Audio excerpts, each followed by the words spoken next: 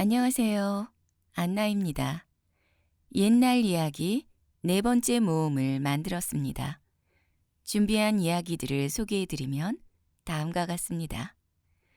사람이 잠을 잘 때 혼쥐가 몸 밖으로 나와서 겪는 과정이 꿈이 된다는 혼쥐설화, 호남 지역에서 전해지고 있는 인물 설화인 아기장수 우뚜리, 불교 설화인 금쟁반을 차지한 상인, 마음 착한 농부와 못된 여우, 인형과 업보, 지혜로운 딸 덕분에 위기를 면할 수 있었다는 내용의 검은 돌과 하얀 돌, 호랑이가 사람을 해치는 악한 존재에서 아기를 돌봐준 원조자로 바뀔 수 있게 되었다는 며느리의 효행담이 담겨 있는 효부와 호랑이, 나무꾼이 신선을 만나 장생주를 얻어 마시고 오래 살았다는 선계의 여행담이자 우리 속담 중 하나인 재미있는 일에 정신이 팔려 시간 가는 줄 모른다는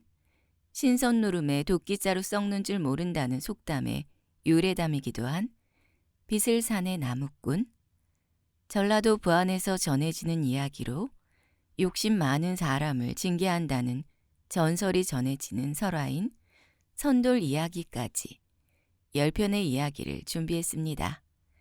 그럼 지금부터 준비한 이야기들을 구현해 드리겠습니다.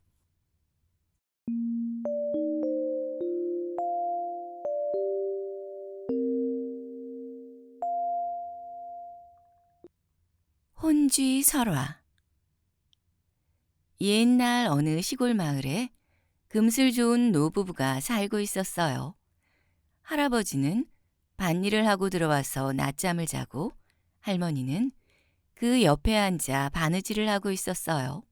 그런데 할아버지가 낮잠을 자면서 잠꼬대를 하는 소리를 듣고 할아버지를 살며시 바라보았어요. 그런데 이게 웬일이에요? 아주 작은 흰 쥐 한 마리가 할아버지의 콧구멍으로 들락날락 하는 게 아니겠어요? 할머니는 너무 놀라서 소리를 지르려다가 흰 쥐를 계속 바라보았어요. 어디를 가려고 하는 건가? 흰 쥐는 할아버지의 콧구멍에서 나오더니 방바닥을 한 바퀴 돌았어요.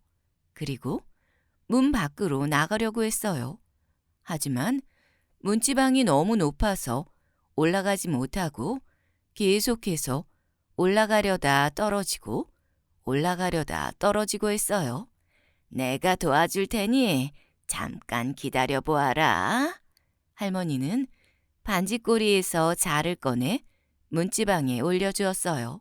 그러자 흰 쥐는 자를 타고 문지방을 넘어 밖으로 나갔어요. 아이, 어디를 가는 게야? 내가 따라가 봐야겠네. 할머니는 문지방에 놓았던 자를 들고 흰 쥐를 뒤따라갔죠. 흰 쥐는 대문을 나와 마을 개울가에 이르더니 건너지 못해서 안절부절 못하고 있었어요. 할머니는 다시 돌다리 사이에 자를 놓아주었어요. 흰 쥐는 자를 타고 돌다리를 무사히 건널 수 있었죠.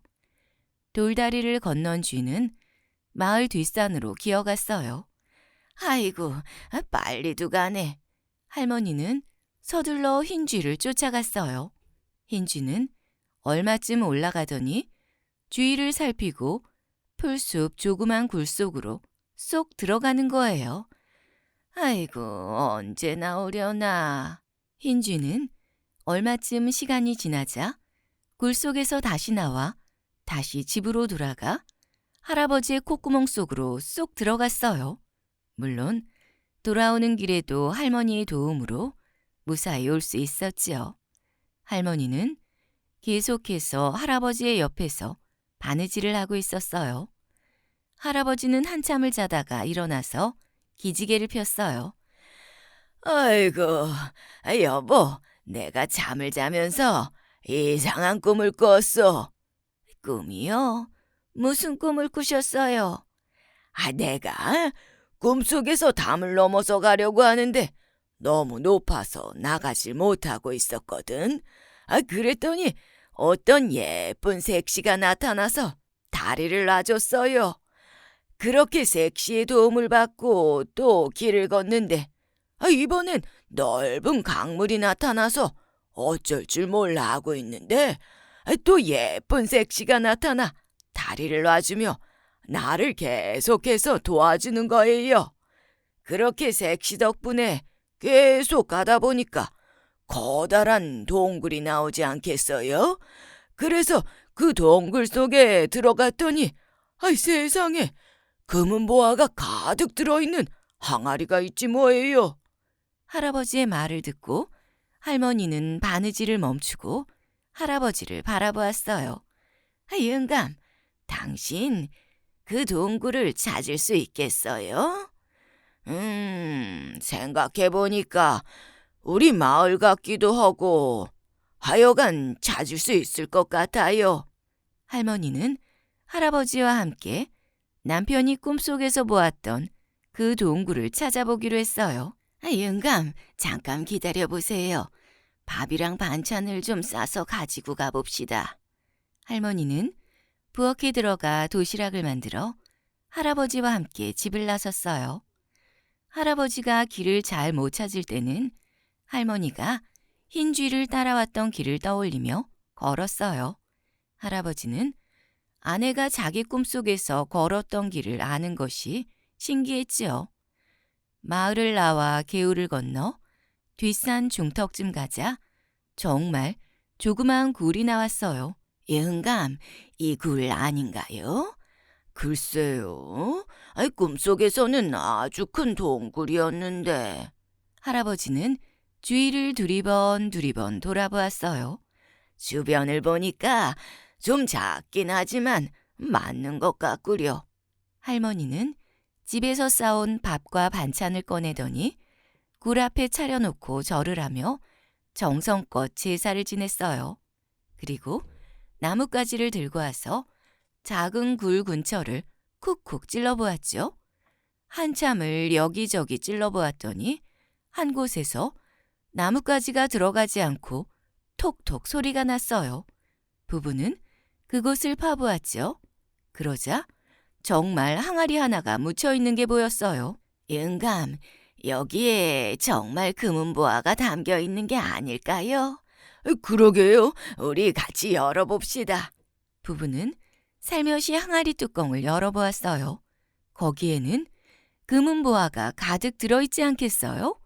부부는 또다시 감사의 절을 하고 항아리를 들고 집으로 돌아와 큰 부자가 되어 행복하게 잘 살았어요. 이 설화는 사람이 잠이 들면 생쥐로 변해 콧구멍을 들락날락거린다는 설화예요. 충청남도 천안에서는 부부가 아니라 늙은 시어머니를 모시고 사는 부부 이야기로 전해 내려오기도 해요. 지역마다 조금씩 다른 이야기로 전해오고 있을 뿐 아니라 중국, 일본, 독일 등 다른 나라에서도 이와 비슷한 이야기가 많이 전해진다고 해요. 아기 장수 웃두리. 옛날 전라도 어느 마을에 가난한 농사꾼이 살고 있었어요. 농사꾼은 너무 가난해서 입에 풀칠하기도 어려운 형편이었지요. 아무리 일을 해도 밥 먹고 살기도 어려운데 언제까지 이러고 살아야 하나. 여보, 그러지 말고 기운을 내세요. 그래도 당신하고 저하고 더 열심히 일하면 굶지 않을 수 있을 거예요. 아내는 이렇게 남편을 위로했어요.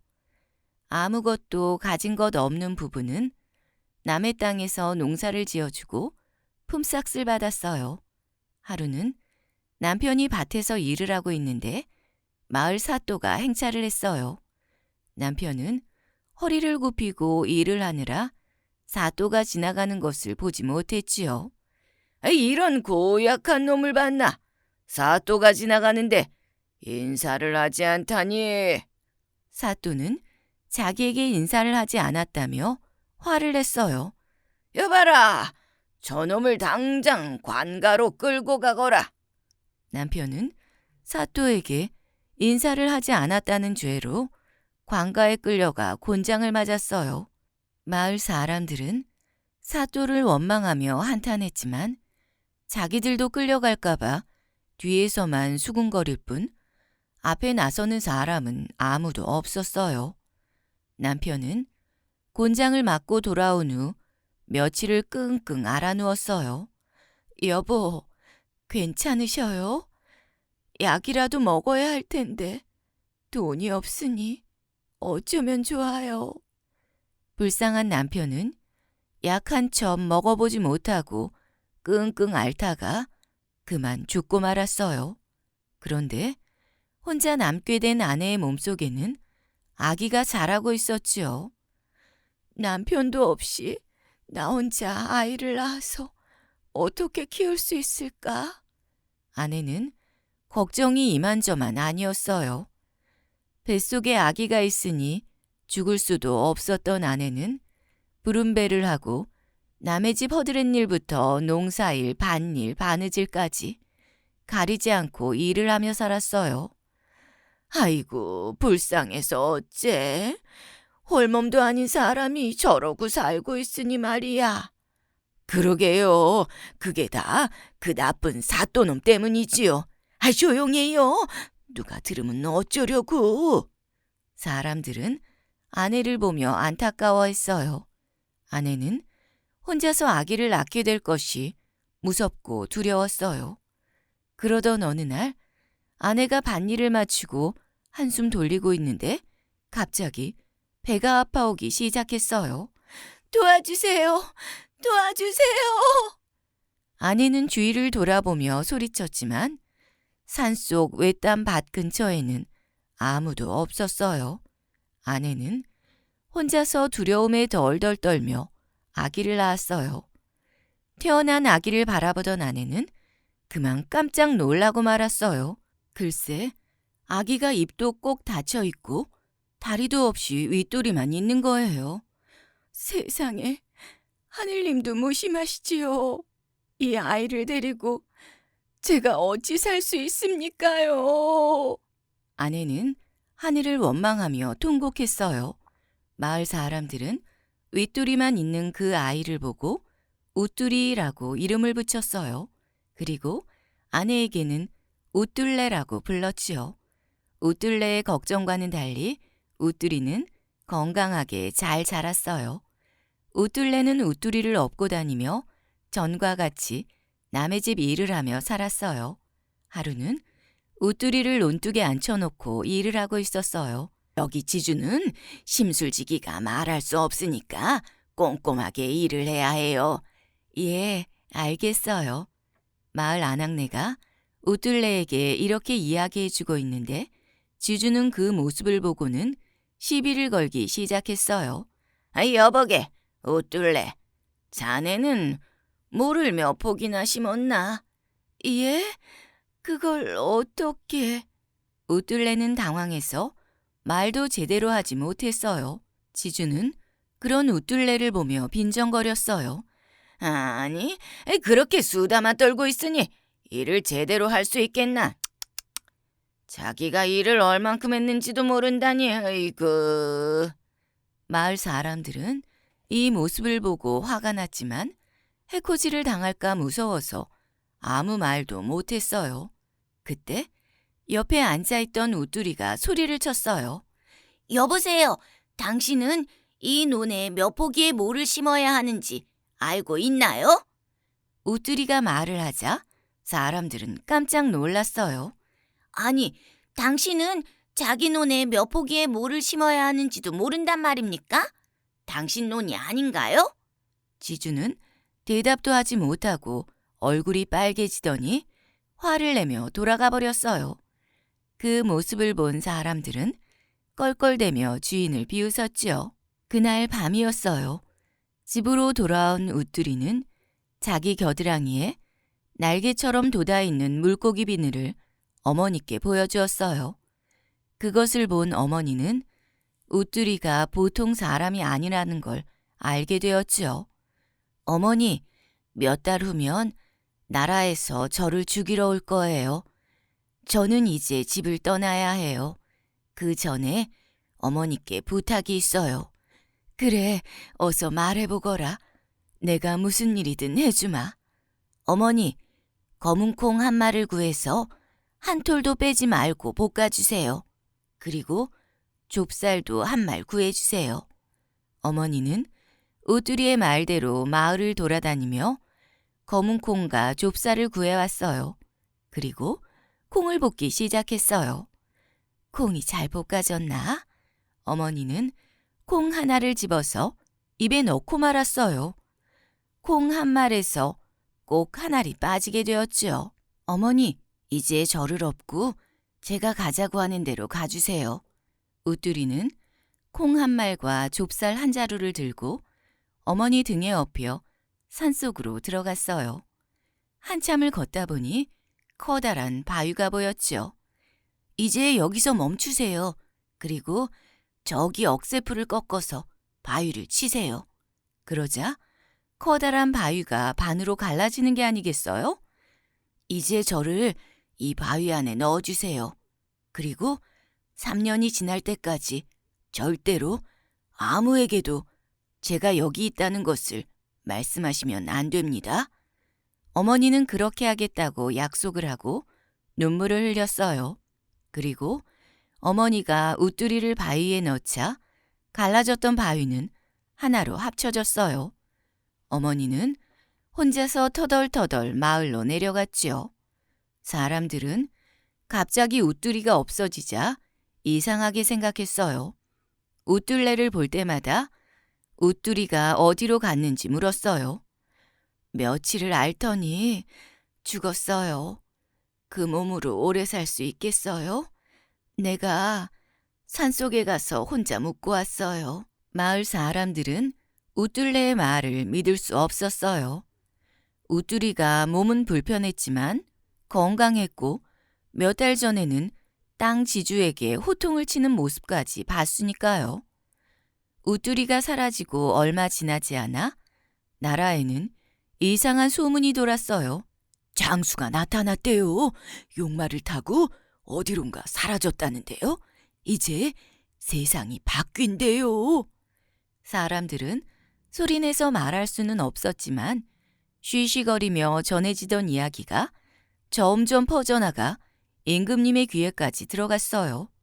그뿐 아니라 그 장수가 바로 우뚜리란 소문이 났지요.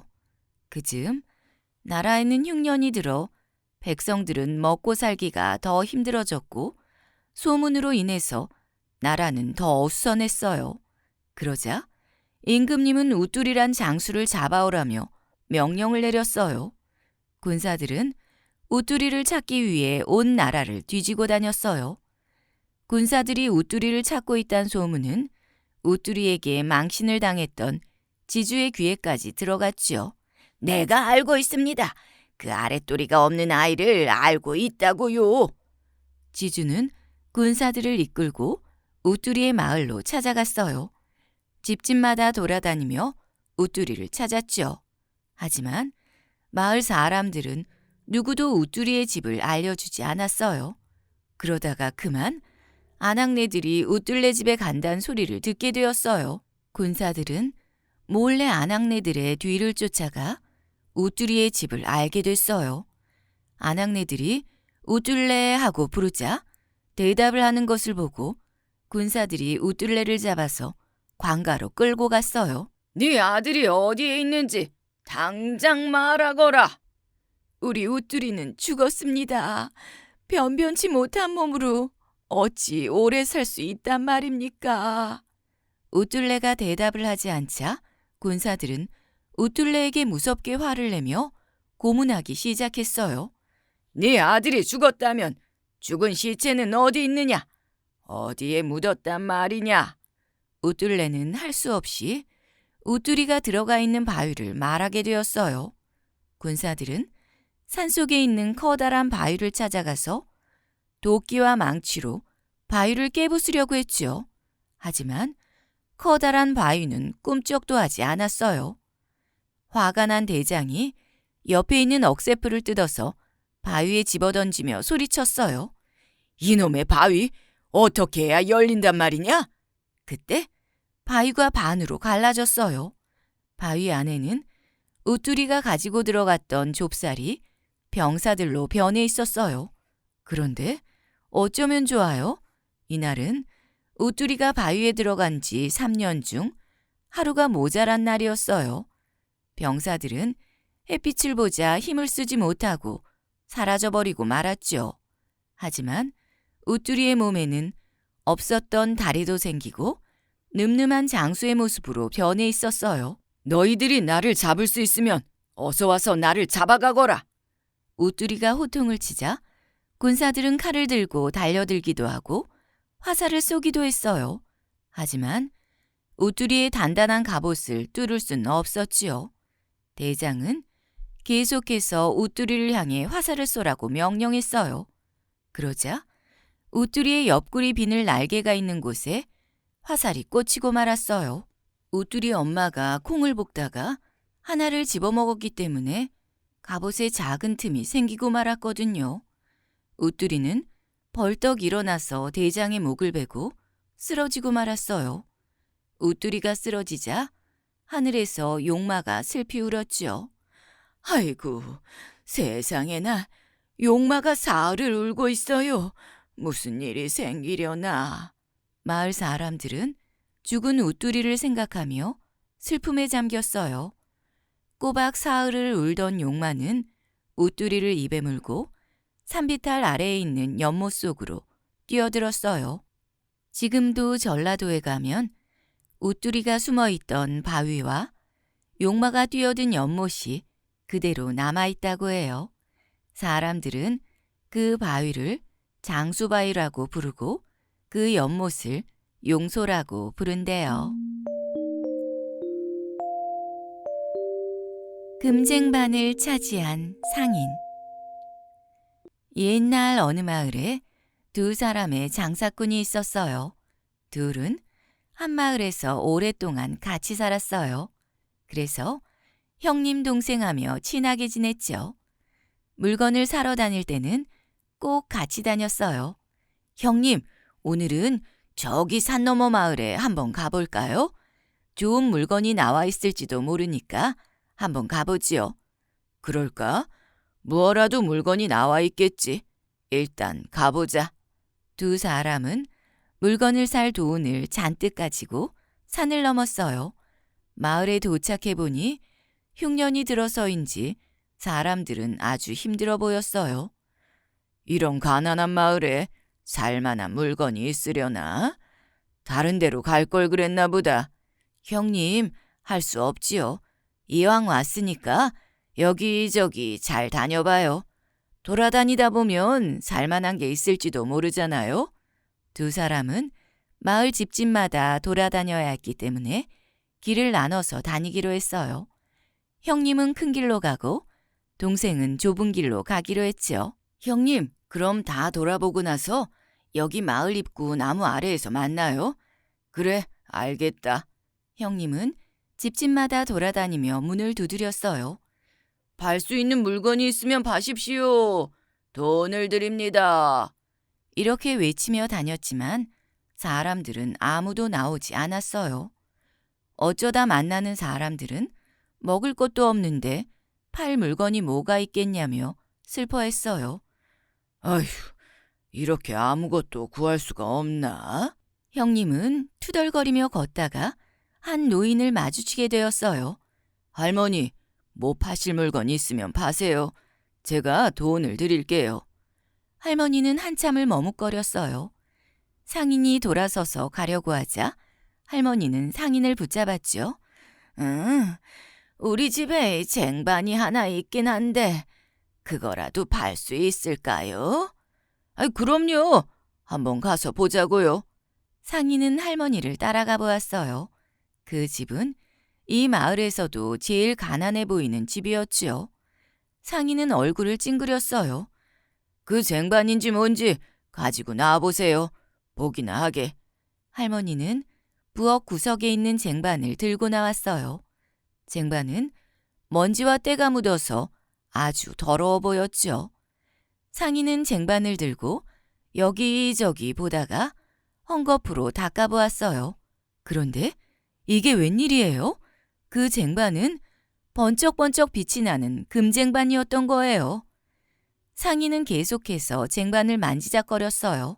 쟁반은 자기가 가지고 있는 돈을 모두 주어도 살 수 없는 귀한 물건이었어요.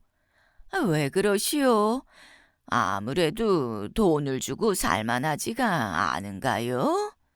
뭐야, 저 노인은 이 쟁반이 금쟁반인 줄 모르고 있나 보네. 상인은 아무것도 모르는 할머니를 속이기로 했어요. 마을을 한 바퀴 돌고 다시 와서 쟁반을 사가야겠다고 생각했어요. 돈을 조금만 주고 호의를 베푸는 것처럼 해서 쟁반을 살 마음이었지요. 이 쟁반은 워낙 오래돼서 개밥그릇이나 하던지 해야겠네요.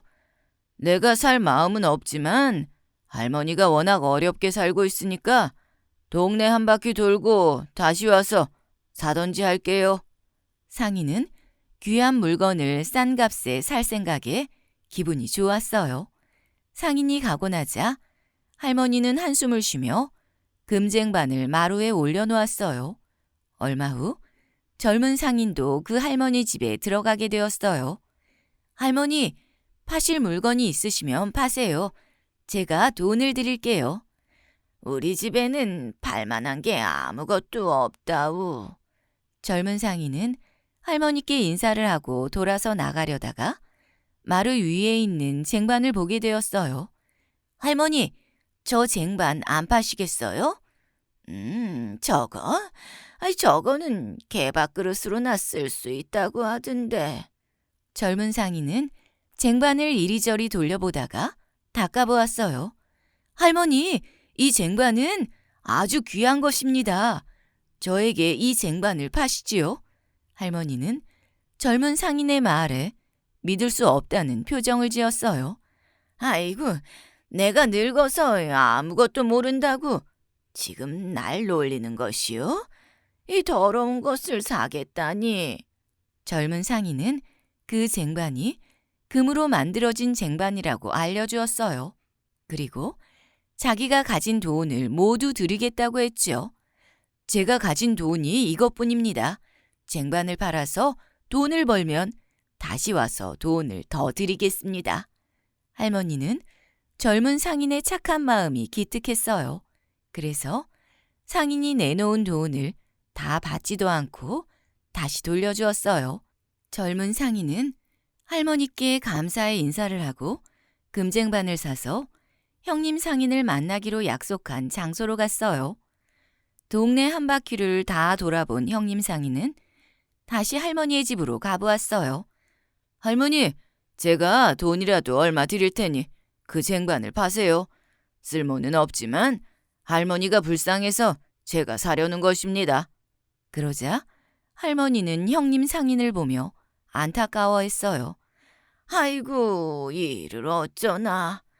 그 개밥그릇이 금쟁반이라고 하던데 어떤 젊은 상인이 많은 돈을 주고 그 금으로 만든 개밥그릇을 사가지고 갔다우. 금쟁반을 다른 사람이 사가지고 갔단 말을 들은 형님 상인은 화가 났지만 어쩔 수가 없었어요. 아무것도 사지 못한 형님 상인은 동생 상인을 만나기로 했던 장소로 갔죠. 그랬더니 그 금쟁반을 동생 상인이 가지고 있는 거예요. 형님, 저는 이렇게 귀한 물건을 샀습니다. 형님은 뭘 사셨나요? 동생 상인의 말에 형님 상인은 아무 말도 할 수 없었대요. 검은 돌과 하얀 돌. 옛날 어느 마을에 아내를 일찍 여의고 살고 있는 두 호라비가 있었어요. 한 사람은 아주 부자로 살았고 다른 한 사람은 아주 가난했지요. 하지만 가난한 호라비에게는 지혜롭고 예쁜 딸이 하나 있었어요. 내가 네 덕에 산다. 네가 없었다면 나는 벌써 죽었을 게야. 아버지, 무슨 그런 말씀을 하세요. 건강하게 오래 살아야죠. 가난한 호라비의 딸은 마을에서 허드렛 일을 하며 아버지를 봉양했어요. 그런데 가난한 호라비는 자기도 딸에게 의지하며 어렵게 살고 있으면서 부자 호라비에게 돈을 빌려 자기보다 더 가난한 사람들에게 나눠주곤 했어요. 부자 호라비는 무슨 생각인지 가난한 호라비에게 돈을 계속해서 빌려주었지요. 그러던 어느 날 부자 호라비는 가난한 호라비를 불렀어요. 나를 왜 보자고 하는 거지? 내가 빌린 돈 때문인 건가? 가난한 호라비는 걱정을 하며 부자 호라비의 집으로 갔어요. 여보게, 자네가 나에게 빌린 돈이 꽤 많은 것 같은데 이제 그 돈을 모두 돌려줘야겠네. 아니, 갑자기 그 큰 돈을 어떻게 돌려드립니까?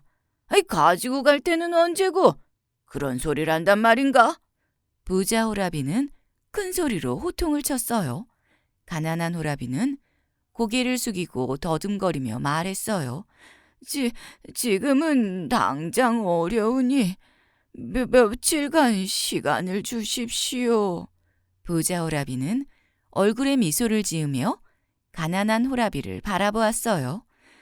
나는 그 돈이 없어도 사는데 아무 지장이 없긴 하고 또 내가 자네에게 그 돈을 안 받아도 되고. 부자 호라비는 빌린 돈을 안 받는 대신 가난한 호라비의 딸을 자기 아내로 맞이하게 해달라고 하는 게 아니겠어요? 내가 돈만 안 받겠나? 평생 자네 먹고 사는 건 걱정 없이 해주지. 내가 나이가 좀 많아서 그렇지 이렇게 건강하지 않은가? 부자 호라비의 말에 가난한 호라비는 화가 났지만 화를 낼 수가 없었어요. 자기 때문에 딸이 팔려가게 생겼으니 그 슬픔과 화는 말할 수가 없었지요. 한참을 고개를 숙이고 있던 가난한 호라비는 겨우겨우 입을 열었어요. 그럼 생각할 시간을 좀 주시지요. 그래. 그래야지. 잘 생각해보게. 딸을 주든지 빌린 돈을 다 내놓던지. 가난한 호라비는 터덜터덜 걸어서 집으로 돌아왔어요. 집에 돌아와서는 밥도 먹지 못하고 잠도 자지 못하고 앉았다 일어났다 하며 한숨만 쉬었지요. 아버지, 무슨 걱정 있으세요? 딸의 얼굴을 바라보니 눈물이 쏟아졌어요. 말씀을 해보세요. 그래야 제가 도와드리지요. 내가 미쳐서 그 부자 오라비에게 돈을 빌렸구나. 빌린 돈을 갚지 못하면 너와 혼례를 하겠다고 하는구나. 딸은 마음속으론 걱정이었지만 내색하지 않았어요. 걱정 말라며 아버지를 위로했지요. 마을 사람들은 가난한 호라비가 빌린 돈을 자기들에게 주느라고 딸을 빼앗기게 됐다고 생각했지요. 아니, 저 못된 늙은 호라비가 돈 몇 푼 빌려주고 딸을 데려가려고 하나 봐요. 천벌을 받을 영감 같으니. 사람들은 부자 호라비를 욕하고 비난했어요. 이렇게 며칠이 지난 어느 날 부자 호라비가 찾아왔어요. 여보게, 돈은 준비되었나? 가난한 호라비는 아무 대답을 하지 못했지요. 아니, 내가 돈 몇 푼 빌려주고 딸을 빼앗아 가려고 한다는 소문이 마을에 퍼졌던데 나도 그런 소리를 듣고 어찌 자네 딸과 혼례를 하겠나? 그래서 내가 자네와 내기를 하려고 하네. 어떤가? 부자 호라비는 주머니 하나를 들고는 검은 바둑알 한 알과 하얀 바둑알 하나를 보여주었어요. 그리고 그 바둑알을 주머니 안에 넣었지요. 이 주머니에서 바둑알 하나를 꺼내서 그것이 검은색이면 내 아내가 되는 것이고 만약 그것이 하얀색이면 자네의 빚은 모두 없애주겠네. 가난한 호라비는 마음이 내키지 않았지만 어쩔 수가 없어서 그렇게 하겠다고 대답을 했어요. 부자 호라비는 사람들이 안 보는 틈을 타 주머니에서 하얀 바둑알을 빼고 검은 바둑알로 바꿔놓았지요. 그리고 증인이 필요하다며 마을 사람들도 불러 모았어요. 사람들은 수군거리며 부자 호라비를 욕했어요. 자, 조용히들 하게. 자네들이 뭘 잘 모르고 나를 욕하는 모양인데.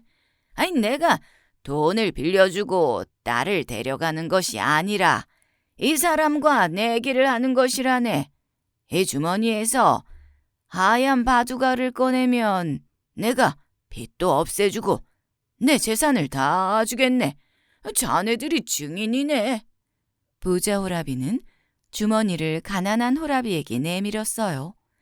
가난한 호라비가 주머니 속에 손을 집어넣는 순간 딸이 다가왔어요. 아버지, 제가 꺼낼게요. 걱정 마세요. 딸은 미소를 지으며 주머니에 손을 넣었어요. 마을 사람들은 모두 쥐죽은 듯 조용히 하며 딸의 손만 바라보았지요. 딸은 바둑알 쥔 손을 주머니에서 꺼냈어요. 부자 호라비는 싱글벙글거리며 신이 났어요. 어서 펴보거라. 딸은 꼭 쥔 손을 얼굴 가까이에 대고 살펴보았어요. 그리고 소리를 지르며 바둑알을 꿀꺽 삼켜버리는 게 아니겠어요? 하얀 돌이에요, 하얀 돌! 지켜보던 사람들은 바둑알을 삼켜버린 딸을 보며 놀라서 입을 다물지 못했어요. 죄송해요. 제가 너무 기뻐서 돌을 삼켰어요. 하지만 걱정 마세요. 이 주머니 안에 돌이 하나 더 있잖아요. 그 돌이 만약 검은 돌이면 제가 삼킨 돌은 하얀 돌이 맞는 거잖아요. 딸은 부자 호라비에게 주머니를 달라고 했어요. 하지만 부자 호라비는 주머니를 꽉 쥔 채 주려고 하지 않았어요. 마을 사람들은 웅성거리며 소리쳤어요. 그래요, 딸 말이 맞아요. 주머니를 어서 내놔요. 어서 주머니를 뒤집어 보라고요. 사람들의 성화에 할 수 없이 주머니를 딸에게 준 부자 호라비는 어쩔 줄 몰라 했어요. 딸은 주머니를 손에 쥐고 마을 사람들을 바라보았어요. 자, 이제 여러분들께서 증인이십니다. 이 안에 검은 돌이 있으면 저희 아버지의 빚은 물론이고 저분의 재산도 저희 것이 되는 것입니다. 딸이 주머니를 뒤집자 그 안에서는 남아있던 바둑알 한 알이 툭 떨어졌어요. 그것은 다름 아닌 검은색 돌이었지요. 아, 세상에, 이제 부자가 됐어요. 빚도 없어지고 저 못된 영감 재산도 전부 가질 수 있게 됐어요. 사람들은 자기 일인 것처럼 기뻐했어요. 그래요, 정말 잘 됐어요. 우리 때문에 빚을 졌던 거잖아요. 가난한 호라비는 지혜로운 딸 덕분에 많은 재산을 얻을 수 있었어요. 그리고 그 재산도 모두 다시 가난한 마을 사람들에게 나누어 주었어요. 재산을 모두 잃은 부자는 억울하고 분했지만 아무 말도 할 수가 없었대요.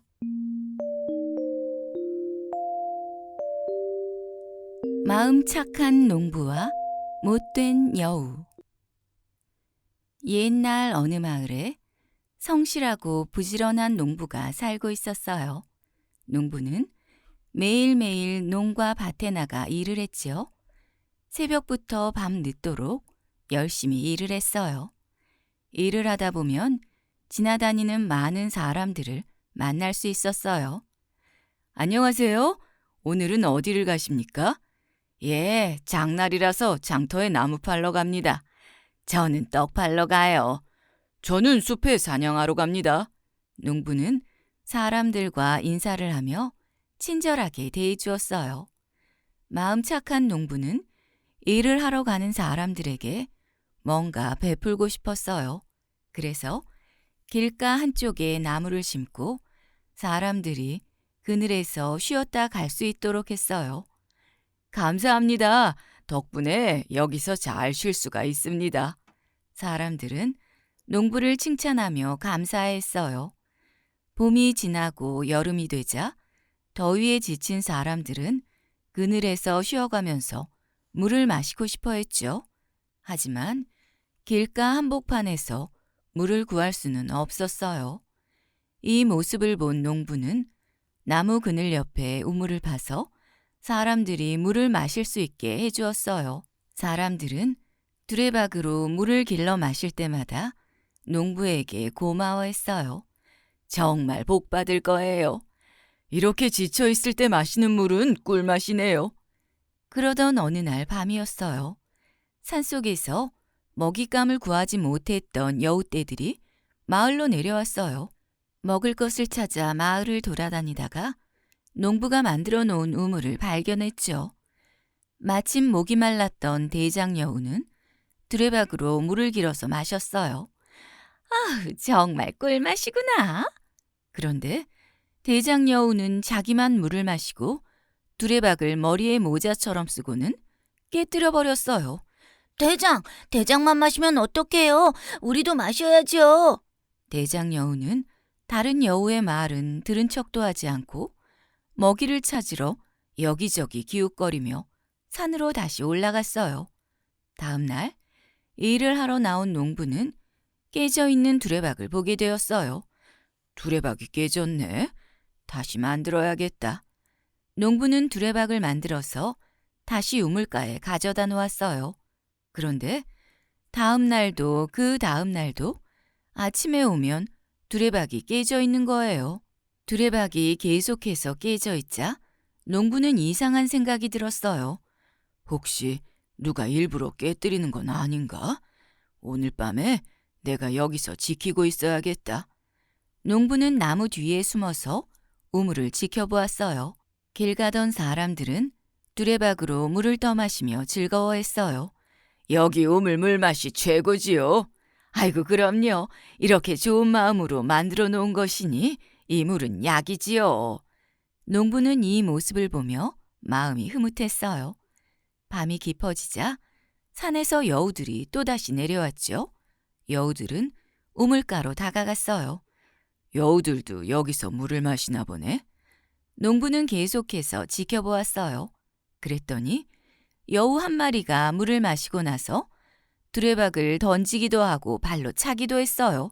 그리고 머리에 쓰고는 고개를 돌리며 쿵쿵 부딪히며 깨뜨리는 게 아니겠어요? 아니, 저 녀석이 한 짓이었군. 괘씸한 것 같으니. 농부는 여우를 혼내주기로 마음먹었어요. 다음 날 농부는 우물가로 다시 가서 두레박을 가져다 놓았어요. 그런데 이번엔 나무로 만든 두레박이 아니었어요. 아무리 부딪히고 던져도 깨지지 않는 쇠로 만든 두레박이었지요. 농부는 그날 밤도 나무 뒤에 숨어서 지켜보고 있었어요. 날이 캄캄해지고 달빛만이 비추는 밤이 되자 여우떼가 우물가로 몰려왔어요. 대장, 오늘은 그냥 물만 마셔요. 두레박은 깨뜨리지 말고요. 부하 여우들이 이야기해도 대장 여우는 듣지 않았어요. 내가 하고 싶은 대로 하는 거지. 너희들이 무슨 상관이냐? 대장 여우는 물을 마시더니 두레박을 발로 뻥 차보았어요. 그런데 깨지지 않는 거예요. 이번엔 공처럼 던져보았죠. 뭐야? 이렇게 해도 안 깨지네? 대장 여우는 머리에 쓰고 흔들었어요. 그런데 흔들면 흔들수록 머리를 조여오는 것 같고 앞도 보이지 않는 것 같았어요. 그때 나무 뒤에 숨어있던 농부가 뛰어나왔어요. 농부가 뛰어나오자 다른 여우들은 모두 도망을 갔죠. 하지만 두레박을 쓰고 있던 대장 여우는 앞이 보이지 않아서 도망을 갈 수가 없었어요. 아, 얘들아! 어딜 가는 거야? 이 못된 여우 같으니 네가 계속해서 두레박을 깨뜨렸겠다. 화가 난 농부는 몽둥이로 여우를 때려주었어요. 깜짝 놀란 여우는 쇠 두레박을 머리에 쓴 채 도망을 갔어요. 이리저리 쿵쿵 부딪히며 도망가던 여우는 한참을 뛰다가 결국 쓰러지고 말았어요. 장원급제한 어부의 아들. 옛날 제주도에 한 어부가 살고 있었어요.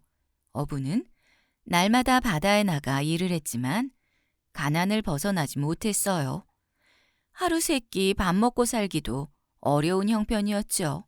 하지만 어부에게는 영리하고 지혜로운 아들이 하나 있었어요. 어부는 힘들고 어려웠지만 아들을 바라보는 것만으로도 행복했어요. 그러던 어느 날 아들은 아버지에게 소원이 있다며 꼭 들어달라고 했죠. 그래, 무슨 소원이냐? 말을 해야 내가 들어줄 수 있지 않겠느냐? 아닙니다. 아버지가 꼭 들어주셔야 합니다. 아들은 소원을 들어주겠다고 약속하기 전에는 말을 하지 않겠다고 했어요. 할 수 없이 아버지는 소원을 들어주겠다고 약속을 했죠. 아버지, 저는 공부를 하고 싶습니다. 그러니 서당에 보내주십시오. 아들의 말에 아버지는 깜짝 놀랐어요. 얘야, 공부를 하고 서당에 다니는 것은 양반이나 할 수 있는 것이지. 우리 같은 사람은 서당에서 받아주지도 않을 것이야. 아버지는 아들을 타이르기도 하고 혼을 내기도 했어요. 네가 서당에 가서 공부를 한다고 해도 써먹을 데도 없을 거다. 아버지가 소원을 들어주겠다고 약속하시지 않았습니까? 내가 들어줄 수 있는 말을 해야 들어주지. 아버지는 속상하고 화가 났지만 어떻게 할 수가 없었어요. 그날부터 아들은 밥도 먹지 않고 시름시름 앓기만 했죠. 아버지는 이러다가 아들이 죽을 것만 같았어요. 아들을 위해서는 무슨 일이라도 해야만 했어요. 네가 서당에 다닐 수 있게 어떻게든 해볼 테니 기운을 차려보거라. 아버지, 정말 제가 서당에 다닐 수 있게 해주실 거예요? 그래, 며칠만 기다려보거라. 그날부터 어부는 바다에 나가서 더 열심히 일을 했어요. 그리고 싱싱하고 좋은 생선을 골라 날마다 서당 훈장님께 가져다 드렸죠. 훈장님은 어부가 가난하게 살고 있다는 것을 알고 있었기에 아주 고마워했어요. 이렇게 하루도 빠지지 않고 어부는 훈장님께 생선을 가져다 드리던 어느 날이었어요. 어부는 훈장님의 방문 앞에 무릎을 꿇고 앉아서 울고 있었지요. 무슨 일로 그릿을 비우는 것이냐? 예, 훈장님, 제 아들을 살려주십시오. 어부의 말에 훈장은 어리둥절했어요. 네 아들이 아프면 의원을 찾아가야지. 내가 어찌 고칠 수 있겠느냐? 어부는 자기 아들을 고쳐줄 사람은 훈장님뿐이라며 엉엉 울었어요. 훈장님, 제 아들이 공부를 못하면 죽을 것 같다고 합니다. 제발 제 아들에게 글을 가르쳐 주십시오. 훈장은 아들을 사랑하는 아버지의 마음을 모르는 척할 수가 없었어요. 한참을 고민하던 훈장님은 어부의 아들이 공부를 할 수 있도록 해주겠다고 약속을 했지요. 감사합니다. 정말 감사합니다. 어부는 훈장님께 큰 절을 하고 집으로 돌아갔어요. 다음 날 어부의 아들은 신이 나서 서당으로 달려갔어요. 하지만 양반댁 도령들이 무시하고 조롱하는 까닭에 서당 안으로 들어갈 수가 없었어요. 어디서 심부름을 왔느냐? 저는 공부를 하러 왔습니다. 뭐라고? 우리와 같이 공부를 하러 왔다고? 이놈이 미쳤나? 도령들은 어부의 아들을 때리려고 했어요. 그때 훈장님께서 이 모습을 보셨어요. 뭣들 하고 있는 것이냐? 그 아이도 서당에서 함께 공부할 것이다. 그러자 도령들은 깜짝 놀랐어요. 그중 한 도령이 훈장님을 똑바로 바라보았지요. 훈장님, 저희 같은 양반이 상껏과 한방에서 같이 공부를 한다는 것은 있을 수 없는 일입니다. 훈장님은 또 고민을 했어요. 좋다. 그러면 저 아이가 마당에서 공부를 하는 건 어떠하냐? 그것도 싫다면 모두 돌아가거라.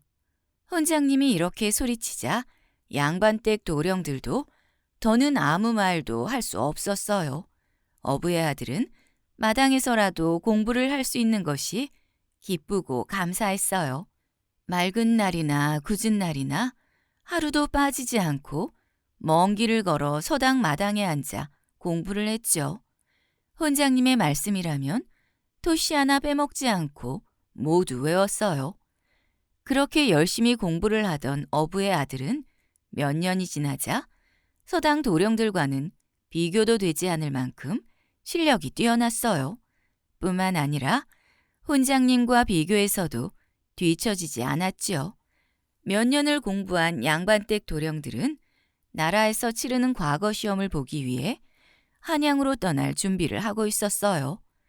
어부의 아들도 과거 시험을 보고 싶었지요. 훈장님, 저도 시험을 보러 가겠습니다. 그래, 네 실력이라면 충분히 급제를 할 것이다. 하지만 너를 받아줄지 모르겠구나.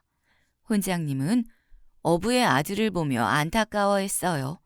아버지도 아들이 과거 시험을 보러 가겠단 말을 듣고 걱정을 했어요. 얘야, 양반들 틈에 끼어 시험을 보다가 해코지라도 당하면 어쩌려고 그러느냐. 아버지는 아들을 말리려고 했지만 아들의 결심을 꺾을 수는 없었어요. 아버지는 그동안 모아두었던 돈을 모두 아들에게 주었어요. 이 돈이 내가 가진 전부구나. 미안하다. 노잣돈도 제대로 마련해주지 못해서. 아닙니다. 이 돈이면 충분합니다. 잘 다녀오겠습니다. 아들은 아버지가 걱정할까봐 이렇게 대답했지만 사실 아버지가 주신 돈으로는 한양까지 가기도 부족한 돈이었어요. 하지만 아들은 과거 시험을 보러 갈 수 있다는 것에 감사하며 길을 떠났죠. 몇 날 며칠을 밤낮으로 걷고 또 걸었어요. 한참을 걷다가 날이 어두워지자 어부의 아들은 쉴 곳을 찾아보았어요. 주막이 있었지만 돈을 아끼려고 들어가지 않았어요. 여기저기 둘러보던 아들은 어느 대감집 담장 아래에서 쉬고 있었어요. 그런데 말을 타고 과거 시험을 보러 떠난 양반집 도령들이 어부의 아들을 보게 되었어요. 참나, 저 녀석도 시험을 보러 가는 모양인데 시험을 보게 놔둘 수는 없지 않겠나? 아이, 그렇지. 저 녀석을 어떻게 골려줄까?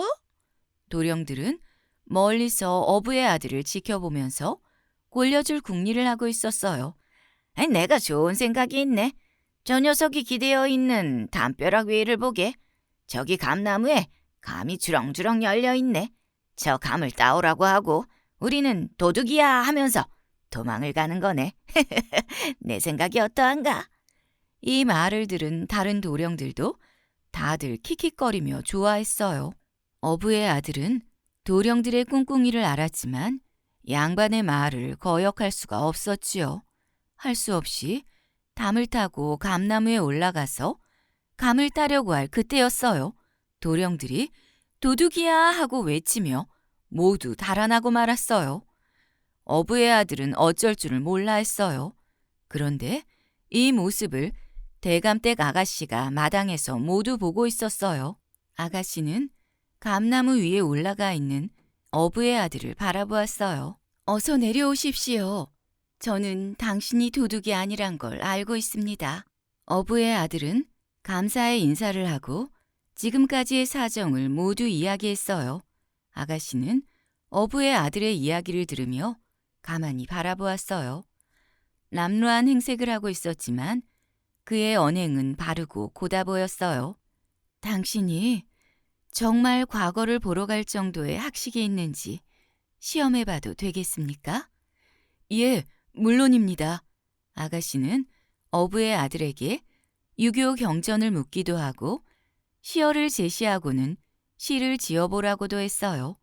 어부의 아들은 아가씨의 질문에는 막힘없이 대답을 하고 제시한 시어를 가지고 훌륭한 시까지 쓰는 게 아니겠어요? 당신은 분명히 과거에 급제할 것입니다. 그런데 행색이 그래서 시험장에 들여보내줄지 모르겠습니다. 아가씨는 옷장에서 의관 한 벌을 꺼내 어부의 아들에게 주었어요. 의관을 정제하자 훌륭한 선비의 모습이었죠. 어부의 아들은 아가씨께 감사의 말을 전하고 하직 인사를 했어요. 다음 날 아침 어부의 아들은 과거 시험장으로 들어갔어요. 거기에는 전국 방방곡곡에 있는 양반댁 자제들이 모두 모여 있었어요. 드디어 과거 시험이 시작되었죠. 어부의 아들은 시험에 출제된 문제들을 보고 깜짝 놀랐어요. 저 문제들은 어젯밤 대감댁 아가씨가 낸 문제들인데. 어부의 아들은 자신 있게 과거 시험을 볼 수 있었어요. 그리고 장원급제를 했지요. 이번 장원급제는 시골에서 온 도령이라고 하던데요. 예, 학식이 아주 높다고 합니다. 장원급제한 어부의 아들 소문은 온 마을에 퍼져 있었어요. 지체 높은 양반들은 모두 어부의 아들을 탐냈지요. 그중 대감 한 분이 이 아들을 사위로 맞아들였어요. 그런데 그 대감집 아가씨는 아들에게 은혜를 베풀어준 바로 그 여인이었어요. 두 사람은 혼례를 치르고 행복하게 살고 있었어요. 하지만 고향에 계신 부모님이 걱정된 아들은 마음이 편치 않았지요. 여보, 안색이 좋지 않습니다. 무슨 걱정이 있습니까? 남편은 아내에게 자신의 처지를 한탄하며 부모님 걱정을 했어요. 그러자 아내는 걱정 말라는 듯이 남편의 손을 잡아주었어요. 아내는 비밀리에 남편의 고향 부모님을 만나 뵙고 예의를 갖추어 인사를 했어요. 그리고 남편을 가르친 훈장님께 부탁하여 양반의 법도를 가르쳐 달라고 했죠. 훈장님께 가르침을 받은 어부와 그의 아내는 누가 보더라도 시골 양반의 모습이었어요. 이제 됐습니다. 제가 부모님께 시부모님께서 오신다고 말씀드릴 터이니 며칠 후 정식으로 찾아오십시오. 아내는 집으로 돌아와 친정 부모님께 시부모님께서 오실 거라고 말씀을 드렸어요. 대감댁에서는 사돈이 온다는 소식에 서둘러 잔치 준비를 했죠. 며칠 후 대감댁에 도착한 사돈은 누가 보더라도 시골 양반의 모습이었어요. 대감은 사돈 어른을 반갑게 맞이했어요. 먼 길 오시느라 고생 많으셨습니다. 훌륭한 아드님을 제가 사위로 맞을 수 있게 해주셔서 감사합니다. 대감댁에서는 주위에 살고 있는 양반들을 모두 불러 사돈을 소개시켜 주었어요. 어부가 처음 대감집에 도착했을 때는 고래등 같은 기와집에 비단 옷을 입고 있는 지체 높은 양반들을 보고 함께할 엄두도 내지 못했어요. 하지만 시간이 지나고 술이 한 잔 들어가자 마음이 편안해졌죠. 사돈 어르신, 한 잔 더 드시지요. 오늘같이 기쁜 날은 취해야지요. 예, 감사합니다. 어부는 흥에 겨워 사람들이 주는 술을 모두 받아 마시고 아주 취하게 되었어요. 그러자 벌떡 일어나서 고기 잡을 때 부르는 노래를 부르기 시작하는 거예요. 아버님, 많이 취하셨네요. 이제 들어가서 쉬세요. 며느리가 깜짝 놀라며 노래를 멈추게 했지만 이미 대감과 대감 주변 양반들은 얼굴색이 변해 있었어요. 대감은 어부의 아들을 보더니 호통을 치기 시작했어요. 당장 나가거라. 너를 사위로 둘 수는 없다. 사위는 아무 말 없이 부모님을 모시고 밖으로 나갔어요. 그때 아내 또한 따라 나섰어요. 아버님, 저도 남편을 따라 가겠습니다. 안녕히 계십시오. 그래, 좋다. 다시는 들어올 생각을 말거라. 부부는 부모님을 모시고 여기저기 떠돌다가 밤이 늦어지자 한 객주집에 들어가게 되었어요. 그런데 객주집 주인은 대감의 딸을 보자 한눈에 반하고 말았지요. 여보시오, 보아하니 형편이 좋지 않은 것 같은데 나하고 내기 한번 하지 않으려오. 바둑 한 판 둡시다. 당신이 이긴다면 내 재산을 모두 주리다. 하지만 당신이 지면 당신 아내를 나에게 주시오. 어부의 아들은 말도 안 되는 소리를 한다며 화를 냈죠. 그런데 옆에서 이 말을 듣고 있던 아내는 그렇게 하자고 하는 게 아니겠어요? 대신 시간을 좀 주시지요. 한 달 후에 다시 오겠습니다. 대감집 딸은 아버지에게 바둑을 배운 터라 누구도 따라오지 못할 실력을 가지고 있었거든요. 다음 날부터 남편에게 바둑을 가르치기 시작했어요. 영리하고 지혜로웠던 남편은 가르치는 대로 모두 배웠어요. 한 달 후 부부는 객주집 주인과 바둑 내기를 했죠. 물론 어부의 아들이 이기고 많은 돈을 얻을 수 있었어요. 여보, 이제 이 많은 돈으로 집을 지어야겠어요. 당신 덕분에 번 돈이니 당신이 알아서 하세요. 아내는 집안에 배를 띄울 수 있는 호수를 만들고 아주 큰 집을 지었어요. 그리고 날마다 친정집에 편지를 보냈죠. 똑같은 편지가 날마다 날아오자 대감은 딸이 어떻게 살고 있는지 궁금해졌어요. 좋다. 내가 한번 가봐야겠구나. 대감이 딸의 집에 도착해 보니 정말 끝이 보이지 않을 정도로 커다란 집이었어요. 대문을 열고 들어가니 호수에는 배가 떠 있고 그 배 위에서는 사돈되는 양반이 어부의 노래를 부르고 있었어요. 아니, 저렇게 멋스럽고 풍치가 있을 수 있나? 이렇게 감탄을 하며 사돈에게 다가갔어요. 딸과 사위는 아버지를 극진하게 대접했고 대감 또한 이에 기뻐하며 즐거워했어요. 인연과 업보. 옛날에 풍요롭고 평화로운 나라가 있었어요. 백성들은 비옥한 농토에서 농사를 짓고 산림이 우거진 산에서 나무를 하고 넓은 바다에서 고기를 잡으며 행복하게 살았어요. 이 모든 것이 우리 임금님 덕분이야. 아이고, 그럼 그렇지. 우리 임금님께서 베풀어 주신 은혜지. 백성들은 임금님을 칭송하며 감사했어요. 임금님은 이런 말들을 들을 때마다 기뻐하고 즐거워했죠.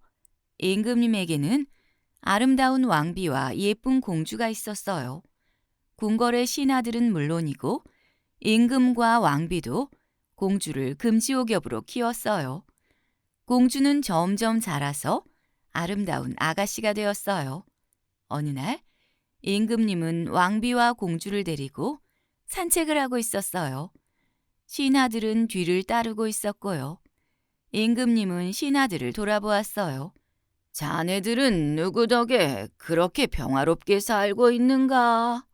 예, 이 모든 것이 임금님 덕분입니다. 임금님은 만족하는 웃음을 보이며 왕비를 바라보았어요. 왕비는 어찌 그리 아름다운 것이요? 그거야 다 임금님 덕분이지요.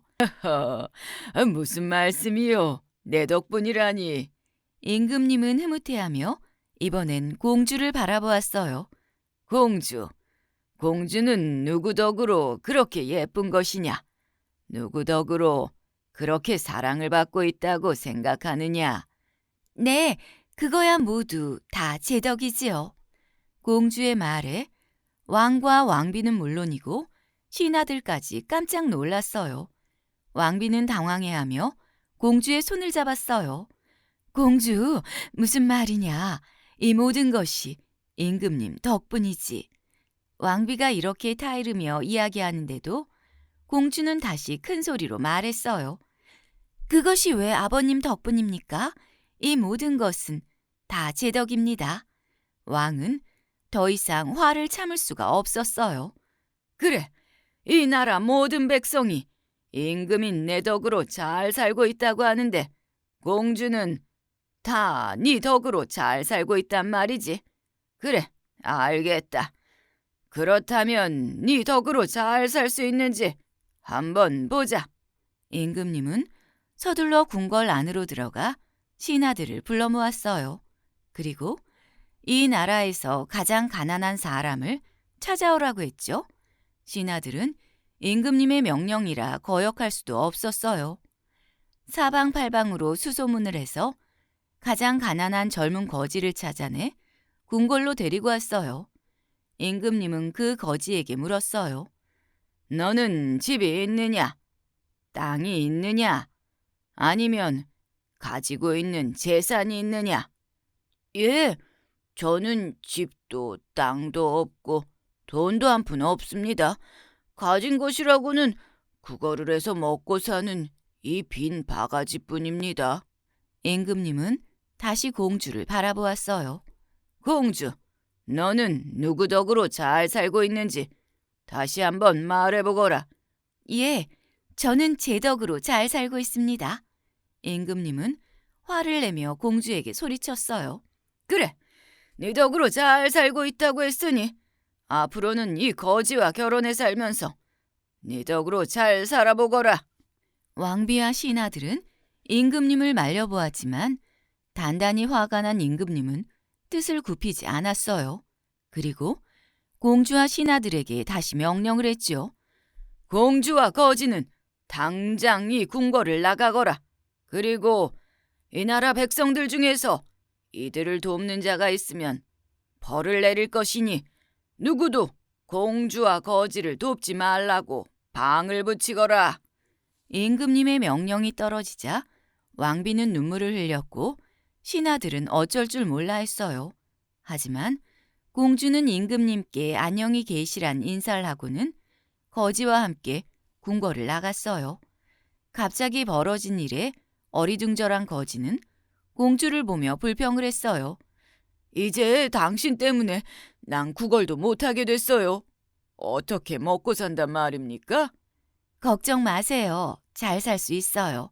이제 당신과 내가 함께 살아야 하니까 당신 집안에 대해서 자세히 이야기해 주세요. 내가 원래부터 거지는 아니었어요. 우리 아버지는 아주 큰 장사꾼이었죠. 그래서 아주 큰 기와집에서 많은 하인들을 거느리며 부자로 살았어요. 그 집에는 창고가 많이 있었어요. 곡식 창고, 보석 창고, 옷감 창고, 수많은 물건들이 창고마다 가득 쌓여 있었어요. 그런데 아버지가 나쁜 사람들을 만나게 돼서 재산도 많이 잃고 집안에 불까지 나게 됐죠. 얼마 후 부모님은 모두 돌아가시고 저 혼자 이렇게 떠돌며 살게 됐어요. 공주는 거지의 손을 잡아주었어요. 거지는 옛날 생각을 하며 눈물을 뚝뚝 흘렸죠. 당신, 어릴 적 살았던 집을 찾을 수 있겠어요? 네, 찾을 수 있고 말고요. 가봐야 빈터만 남아있겠지만요. 공주와 거지는 어차피 갈 곳도 없던 터라 빈터에 가서 초가집이라도 지을 생각이었어요. 집터는 공주의 생각보다 더 넓고 비옥한 땅이었어요. 공주는 나뭇가지를 하나 들더니 땅에 네모 반듯하게 금을 그었어요. 자, 지금부터 이 자리에 집을 짓기로 해요. 갑자기 일을 하게 된 거지는 투덜거렸죠. 당신 평생을 거지로 살겠어요? 집이라도 한 칸 있어야죠. 거지는 아무 말도 못하고 공주가 시키는 대로 했어요.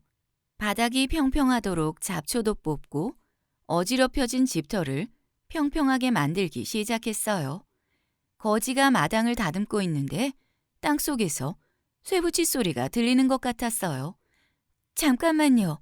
이게 무슨 소리죠? 글쎄요, 불이 날 때 땅속에 묻혀있던 물건인가 봐요. 공주는 소리가 나는 곳으로 달려가서 땅을 파기 시작했어요. 그러자 거기에는 커다란 무쇠솥이 있었어요. 둘은 그 솥을 꺼내보았어요. 이거 너무 낡아서 못 쓰겠는데요? 아니에요. 잘 닦으면 쓸 수 있겠어요. 뚜껑도 열어보고 잘 닦아보세요. 거지는 솥뚜껑을 열어보려고 했지만 아무리 힘을 주어도 뚜껑이 열리지 않았어요. 아니, 왜 이렇게 안 열리는 거야? 거지는 너무 짜증이 나서 솥을 들어 힘껏 내던져 버렸어요. 그러자 솥단지 안에서는 금은보화가 가득 들어 있었어요. 당신 부모님께서 이 보석들을 여기 숨기셨나 봐요. 공주와 거지는 그 보석들을 팔아서 커다랗고 좋은 집을 짓고 비옥하고 넓은 땅도 샀어요. 그뿐 아니라 하인과 몸종들도 많이 거느리게 되었죠. 몇 년이 지나자 거지와 공주는 그 나라에서 제일 가는 부자가 되었어요. 역시 당신 말대로 당신 덕에 잘 살 수 있나 봅니다. 공주와 거지는 아무 걱정 없이 잘 살고 있었어요. 하지만 왕과 왕비는 공주를 걱정하며 지냈죠. 빈손으로 거지와 함께 내쫓은 공주가 죽었는지 살았는지 알 수가 없었어요. 왕은 자기의 잘못을 속으론 후회했지만 말을 할 수는 없었어요. 왕은 비밀리에 신하를 시켜 공주가 잘 살고 있는지 알아오라고 했어요. 며칠 후 신하는 왕에게 기쁜 얼굴로 찾아왔어요. 임금님, 공주께서 이 나라 제일 가는 부자가 되었습니다. 빈털터리로 나갔는데 어찌 부자가 될 수 있었단 말이냐? 신하는 임금님께 모든 이야기를 다 들려주었어요. 임금님은 믿을 수가 없었죠. 그래서 남몰래 변장을 하고 공주가 살고 있는 집으로 가보았어요. 그랬더니 정말 으리으리한 집에서 많은 하인들을 거느리고 있었어요. 그래, 네 말대로 네 복에 잘 사는구나. 임금은 다시 궁궐로 돌아갔어요. 그런데 공주가 무슨 복으로 그렇게 잘 살고 있는지 너무 궁금했죠. 임금은 절에 계신 큰 스님을 모셔와서 여쭈었어요. 제 딸은 무슨 복으로 절이 잘 살고 있습니까? 스님은 미소를 지으며 이야기하셨지요. 옛날에 칠불 가운데 한 분이신 비바시 부처님이 계시다가 열반에 들게 되었어요. 나라의 왕은 칠보탑을 세우고 사리를 모셨지요. 또한 왕비는 자기가 가지고 있는 모든 보석을 비바시 불상에 장식을 했어요. 명을 다한 왕비는 다시 인간으로 태어나 행복하게 살았어요. 그러다 가섭 부처님을 만나게 돼서 음식 공양을 하려 하는데 그 남편이 못하게 했지요. 그러자 아내는 이렇게 복을 지어야 자식과 온 집안이 잘 되는 것이라며 남편을 설득했어요. 그리고 가섭 부처님께 날마다 공양을 올리게 됐습니다. 공양을 올린 여인이 바로 임금님의 딸로 태어난 것이고 그 거지는 그때 그 남편이지요. 임금님은 스님의 말씀을 듣고 큰 깨달음을 얻었어요. 공주는 그런 인연으로 인해 복을 얻은 것이고 거지는 그 업보로 인해 어린 시절 고생을 하게 된 것이었어요. 임금님은 이제 다시는 임금의 덕으로 나라가 풍요롭고 평화롭다고 하지 않았어요. 복을 베풀고 덕을 쌓으며 더 좋은 나라를 만들었어요. 효부와 호랑이. 옛날 어느 가난한 집에 홀로 된 며느리가 시아버지와 함께 살고 있었어요. 며느리는 끼니를 걱정할 만큼 가난했지만 시아버지를 지극정성으로 모셨어요. 어느 날 아침 시아버지는 옷을 잘 차려입고 방에서 나왔어요. 아버님, 어디를 가시려 하세요? 저기 산 너머 마을 사는 친구가 환갑잔치를 한다는구나. 가서 친구들과 술 한잔 하고 오려고 한다. 네, 그러세요. 아버님, 잠깐만 기다리세요. 며느리는 방으로 들어가더니 아기에게 쓰려고 모아두었던 돈을 가지고 나와 시아버지께 드렸어요. 친구분 댁에 가실 때 빈손으로 가지 마시고요. 장에 들리셔서 뭐라도 사서 가세요. 얘야, 집안에 돈도 없는데 이 돈은 우리 손주에게 쓸 돈이지 않느냐? 아니에요. 아기에게 쓸 돈은 있으니까 가지고 가세요. 시아버지는 며느리가 주는 돈을 받아서 기분 좋게 집을 나섰어요. 며느리는 시아버지가 나가자 서둘러 아기를 업고 남의 집 일을 하러 나갔어요. 낮에는 논일과 밭일을 하고 밤에는 삭바느질을 했죠. 하루 종일 남의 집에서 일을 해주고 저녁이 되어 집에 돌아온 며느리는 시아버지가 들어오셨는지 살펴보았어요. 아직 안 오셨나? 친구분들과 오래도록 즐기시나 보네. 며느리는 방에 들어가 바느질을 하며 시아버지가 들어오시길 기다렸어요. 그런데 한참이 지나도 시아버지는 돌아오지 않으셨죠. 밖이 저렇게 어두운데 왜 이렇게 안 오시지? 며느리는 문 밖을 서성이며 걱정을 했어요.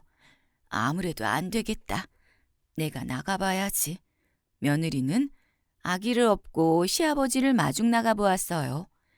마을 입구까지 한참을 걸어가 보았지만 시아버지의 모습은 보이지 않았어요. 며느리는 시아버지가 넘어간 산을 바라보았어요. 밤이 되면 도적대도 나오고 호랑이도 나온다는 산이었죠. 며느리는 잠시 망설이더니 산으로 올라갔어요. 아버님, 어디 계세요? 아버님! 며느리는 시아버지를 부르며 산속 여기저기를 살펴보았어요. 산 중턱쯤 올라가자 멀리서 번쩍이는 불빛이 보였죠. 며느리는 가까이 다가가 보았어요. 그런데 그 번쩍이는 불빛은 호랑이의 눈이었던 거예요. 호랑이는 앞에 무엇인가 있는 것처럼 계속 바라보고 있었어요. 며느리도 호랑이가 보고 있는 것을 보았죠. 어쩌면 좋아요. 시아버지가 술에 취해서 바위 옆에 누워 잠이 들어 있었어요. 호랑이는 앞발을 들어 시아버지를 덮치려고 했어요. 그때 며느리는 소리치며 호랑이 앞으로 달려갔죠. 안 된다, 이놈! 호랑이는 달려오는 며느리를 보고도 놀라지도 않고 으르렁거리고 있을 뿐이었어요. 호랑아, 제발 우리 시아버지를 살려줘. 대신 우리 아기를 줄게. 며느리는 눈물을 흘리며 등에 업은 아기를 호랑이 앞에 내려놓았어요. 그리고 시아버지를 등에 들쳐업고는 산을 내려왔어요. 다음 날 아침 시아버지는 집안을 두리번거렸어요. 얘야, 내가 어제 술에 취해서 집에 어떻게 왔는지 모르겠구나. 그런데 우리 손주는 어디 있느냐? 며느리는 울면서 어젯밤의 이야기를 해주었어요. 시아버지는 깜짝 놀라며 벌떡 일어섰지요. 나 때문에 내 손주가 호랑이 밥이 된다는 게 말이 되냐? 어서 가보자. 어서 산에 가보자. 시아버지와 며느리는 울면서 산으로 올라가 보았어요. 하지만 호랑이가 있던 자리에는 아무도 없었어요. 나 때문에 우리 손주가 죽다니 내가 죽었어야지. 며느리는 시아버지를 부축하며 산을 내려왔어요. 그런데 마을 사람들이 모여서 웅성거리고 있는 모습이 보였어요. 며느리는 사람들이 하는 이야기를 듣게 됐죠. 아이고 세상에, 어젯밤에 웬 아기가 저기 광가 옆 곡식더미 위에 있었대요. 그러게요. 호랑이가 마을로 내려왔단 소리도 있고. 이게 무슨 일이지? 며느리와 시아버지는 광가 옆 곡식더미를 쌓아놓은 곳으로 가보았어요. 하지만 그곳에도 아기는 없었어요. 며느리가 광가 앞에서 통곡을 하고 울자 이 모습을 본 마을 사또가 다가왔어요. 무슨 연유로 그리 울고 있는 것이냐? 며느리는 사또에게 그동안의 일들을 이야기했어요. 그 아기가 정말 네 아기란 말이냐? 그 아기는 지금 광가 안에 있다. 어서 들어가자. 며느리는 달려가서 아기를 보았어요. 아가 미안하다. 엄마 때문에 네가 큰일 날 뻔했구나. 며느리의 효행은 온 마을에 소문이 났어요. 호랑이가 감동을 해서 아기를 마을로 몰고 온 게 틀림없네요. 그러게 말이에요. 사람들은 며느리를 칭찬하며 칭송했지요. 그뿐 아니라 사또는 며느리를 칭찬하는 효부상을 내렸고 아기가 누워있던 곡식단의 주인은 그 곡식을 모두 며느리에게 주었어요. 비슬산의 나무꾼. 이 이야기는 대구 달성군 화원읍에서 전해 내려오는 이야기예요. 옛날 비슬산 기슭에 나무꾼이 살고 있었어요. 나무꾼은 매일매일 산에 올라가 나무를 해서 장에 내다 팔았어요. 오늘은 비슬산 꼭대기까지 올라가서 나무를 해볼까? 나무꾼은 아침 일찍 일어나서 산에 올라갈 준비를 했어요. 나무꾼은 쉬지 않고 계속해서 산을 올라갔죠. 한참을 올라가다 보니까 커다란 바위가 하나 있었어요. 그 바위는 선녀들이 배를 짰다고 해서 배틀 바위라고도 하고 신선 바위라고도 부른대요. 아휴, 저기 바위에서 좀 쉬었다 갈까? 나무꾼은 바위에 앉아 쉬려고 바위에 다가갔어요. 그런데 거기에는 웬 노인 두 분이 앉아 바둑을 두고 있었어요. 아니, 노인분들이 이 꼭대기까지 어떻게 올라와서 바둑을 두시나? 나무꾼은 신기하기도 하고 재미있어 보이기도 해서 옆에서 구경을 했어요. 나무꾼이 옆에 앉아 있는데도 노인들은 신경도 쓰지 않고 계속해서 바둑을 두었죠. 한참이 지나자 노인들은 나무꾼을 바라보았어요. 자네는 언제부터 거기 서 있었나? 예, 조금 전부터 있었습니다. 어르신들께서 하도 재미나게 바둑을 두셔서 구경하고 있었습니다. 그랬나? 그럼 신발을 벗고 여기 바위에 올라앉게나. 나무꾼은 신발을 벗고 노인들 옆에 앉았어요. 어르신들, 그런데 이 높은 꼭대기까지 어떻게 올라오셨습니까? 댁이 어디십니까? 노인들은 나무꾼이 물어도 들은 척도 하지 않고 계속해서 바둑을 두었죠. 나무꾼도 옆에 앉아 다시 구경만 하고 있었어요. 아이고, 바둑을 너무 열심히 두었나 보다. 목이 마르구나. 바둑을 두던 노인들은 허리춤에서 노란 호리병을 꺼내더니 조금씩 뭔가를 마셨어요. 이 모습을 바라보던 나무꾼은 그 호리병 속에 들어있는 것이 무엇인지 궁금했어요. 어르신, 뭘 그렇게 드시는 겁니까? 물입니까? 아니면 약주입니까? 노인들은 나무꾼을 바라보며 껄껄 웃었어요. 이것은 장생주라고 하는 거네. 자네도 한번 마셔보겠나? 나무꾼은 노인이 주는 장생주를 받아서 마셔보았어요. 장생주는 아주 달콤하고 향기로웠지요. 어떤가? 맛이 좋은가? 예, 아주 좋습니다. 나무꾼은 나무를 할 생각도 하지 않고 계속해서 노인들 옆에 앉아 있었어요. 한참이 지나자 노인들은 바위 위에서 일어났어요. 이제 바둑을 다 두었으니 집에 돌아가 볼까? 그런데 자네는 집에 안 가는가? 자네도 잘 돌아가게. 노인들이 말을 마치자 하늘에서 바람이 불어오더니 노인들은 사라지고 어디에도 보이지 않았어요. 어르신들은 어디로 갔지? 옆에서 구경을 하다 보니 오늘은 나무도 못 하겠네. 내일 다시 올라와야겠네. 나무꾼은 장생주를 마셔서인지 정신이 몽롱한 것 같았어요. 정신을 가다듬고 바위에서 내려와 신발을 신으려고 했죠. 그런데 이게 웬일이에요? 나무꾼의 집신은 어디로 갔는지 보이지 않고 그 자리에는 쟤만 남아있는 게 아니겠어요? 이게 어찌 된 일이지? 내 도끼는 어디 있지? 나무꾼은 가지고 올라온 도끼를 찾아보았어요. 그랬더니 도끼 자루는 썩어 없어지고 도끼날은 녹이 슬어 못 쓰게 돼 있었죠. 내가 장생주에 취해서 잘못 보고 있는 건가? 나무꾼은 다시 정신을 차리고 신발도 없이 맨발로 산을 걸어 내려왔어요. 마을 입구에 들어서자 자기가 살던 마을이 맞는 것 같았지만 어딘가 이상한 느낌이 들었지요. 어서 집에 가봐야겠다. 집에 가서 좀 쉬어야겠어. 나무꾼이 자기 집 근처에 가보니 웬 노인이 밭을 갈고 있었어요. 나무꾼은 노인에게 다가갔지요. 저 어르신, 이 집에 살던 사람들은 어디에 갔나요?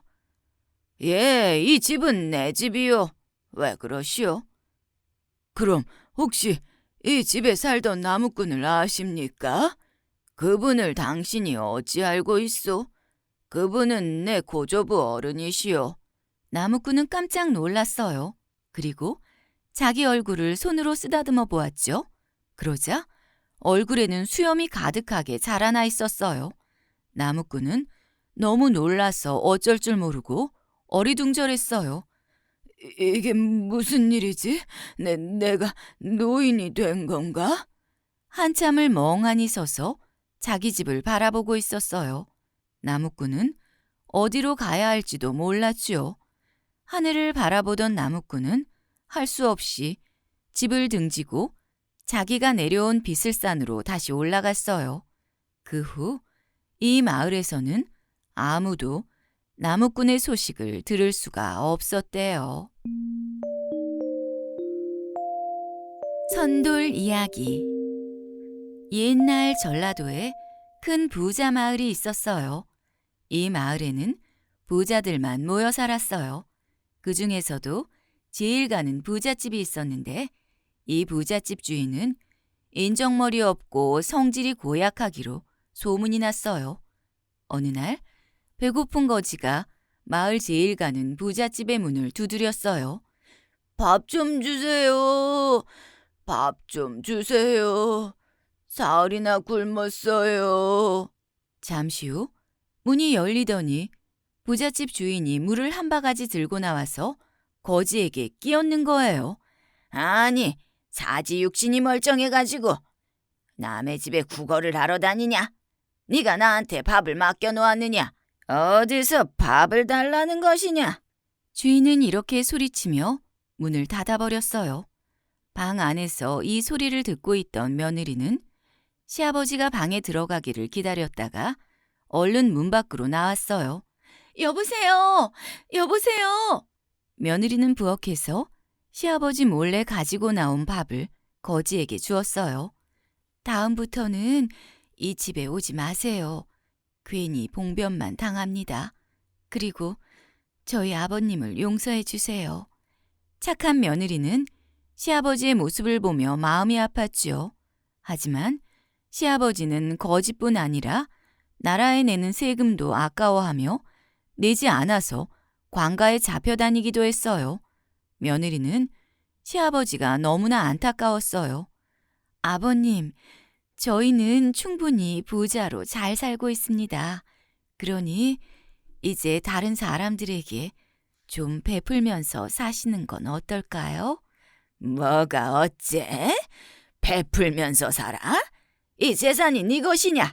내가 내 재산을 아끼겠다는데 괘씸한 것 같으니. 그리고 네가 나 몰래 거지들에게 밥 퍼나르는 걸 모를 줄 알았느냐? 한 번만 더 그랬다간 너도 내쫓아버릴 줄 알아라. 시아버지는 며느리에게 화를 내며 소리쳤어요. 며느리는 어쩔 줄 몰라 하며 눈물을 흘렸지요. 그러던 어느 날이었어요. 산속 암자에 살고 있는 큰 스님께서 마을에 내려오게 되었어요. 스님은 마을 사람들이 수군거리는 소리를 듣게 되었죠. 아이고, 그 부잣집 주인이 그렇게 심술이 덕지덕지 하다면서요? 말해 뭐해요. 거지한테 밥은 못 줄 망정 바가지를 깨지 않나? 물을 끼얹질 않나? 그뿐인가요? 나라에 내는 돈도 아까워 안 내고 스님들께 시주도 절대 하지 않는데요. 그래도 며느리는 착하다고 하던데요. 그래서 그 며느리가 몰래 시주도 하고 했다가 시아버지한테 걸려서 곤욕을 치르기도 했대요. 마을 사람들은 모이기만 하면 그 부잣집 주인의 흉을 보았어요. 이야기를 들은 큰 스님은 부잣집을 찾아가 보았어요. 계십니까? 부처님께 시주를 하시고 복을 지으시지요.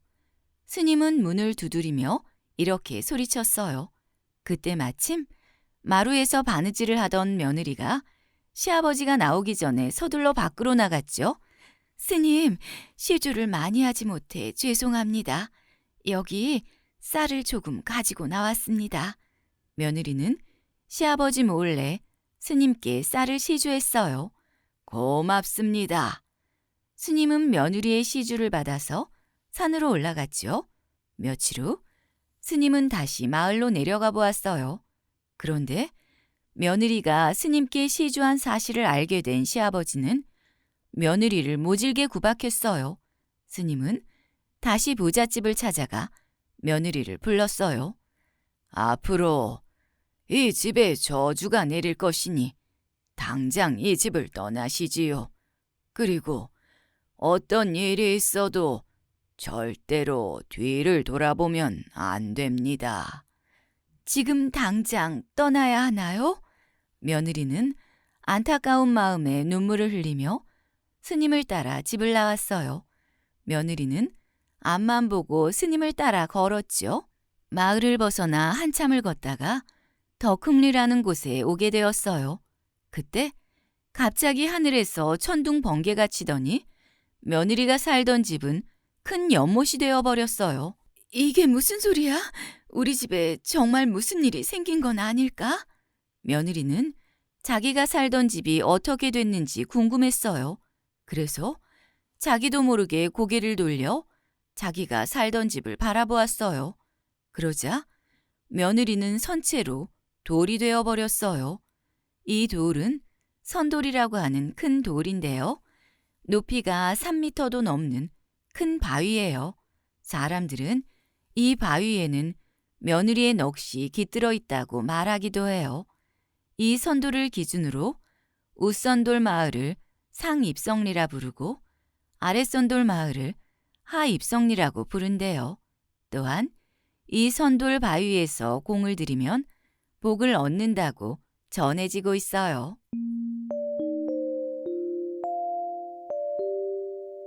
잘 들으셨나요? 그러시다면 구독과 좋아요, 알림 설정 부탁드립니다. 저는 책 읽어주는 안나였습니다. 감사합니다.